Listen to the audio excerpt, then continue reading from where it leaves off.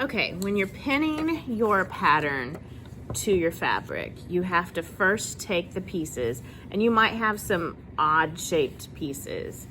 You might have some odd shaped edges, odd shaped pieces, but what you want to do is you want to take, see there's a right side and a wrong side. Right side, wrong side. And so you're going to put right sides together, which means you're going to lay out so that the right side's on top. You're going to lay the second piece on top of that. And this is non-directional fabric, which means that I can put the pattern any which way and it will still work as long as it fits in the space. On directional fabric, you want to make sure that it is lined up so that it will, like this is the top, this is the top, this is the bottom. So you want to make sure that if it's directional, that the bottom is of whatever your print is on the bottom. But this is non-directional. So I'm gonna smooth it all out, and then I'm going to lay my pattern on top. Now this is what's called the selvage, which is the area on the edge of the fabric that has like holes in it. It may sometimes be white. You wanna make sure to avoid that. Okay, so I've got it laid down all nice and neat and flat, and I'm gonna pin only in the corners. And notice I'm pinning with the little knobby on the pins on the inside and the point toward the outside. And I'm not going past the edge of the fabric, or sorry, past the edge of the pattern. So if it goes past the edge of the pattern, I'm gonna pull it in so it's on the inside, because when I cut, I don't want to hit the pins when I cut. So you gotta make sure they're on the inside. And then I'm gonna pin this corner, this edge, again, toward the edge, not side to side. Because if you go side to side, like if you were to pin like this, it would bunch up the fabric, which makes your cut not work. So you need to go toward the edge, moving your way around. So I'm gonna do this corner, and this corner. And that's really enough. So I'm holding down all the major corners and all the major edges. All of my pins are pulled to where they are through both front and back. So that way, if you look at the other side, you can see the pin there and then the pin on this side.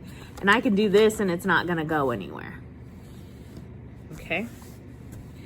All right, so I'm smoothing it all out, making sure everything's flat, flat, flat.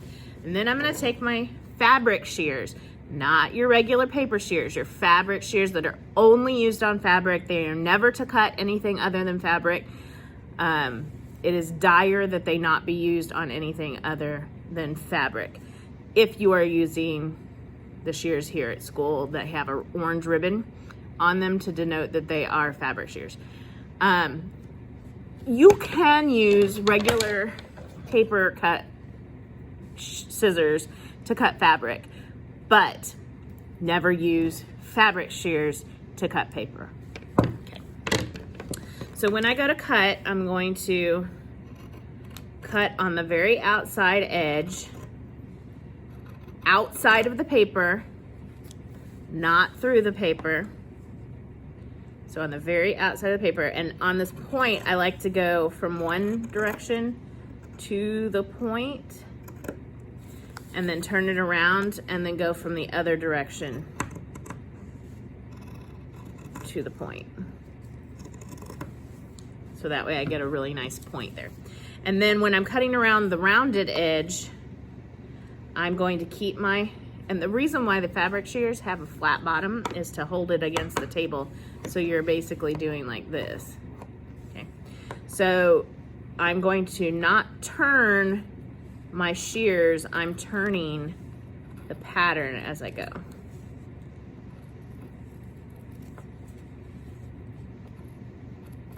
Trying to keep everything as flat as possible and as close to the paper without cutting through the paper as I can.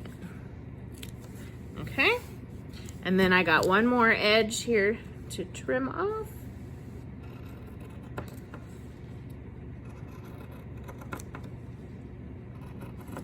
Okay, and now I have cut out my pattern. And when I'm done with that, I'm going to pull out my pins. Okay, take off my pattern, and my two pieces will already be right sides together because you're always sewing right sides together. So that means that the right sides are matching together. And so I'm going to pin here, and I'm going to pin here, and then I'm ready for the next step. And I've got my two sides ready to go.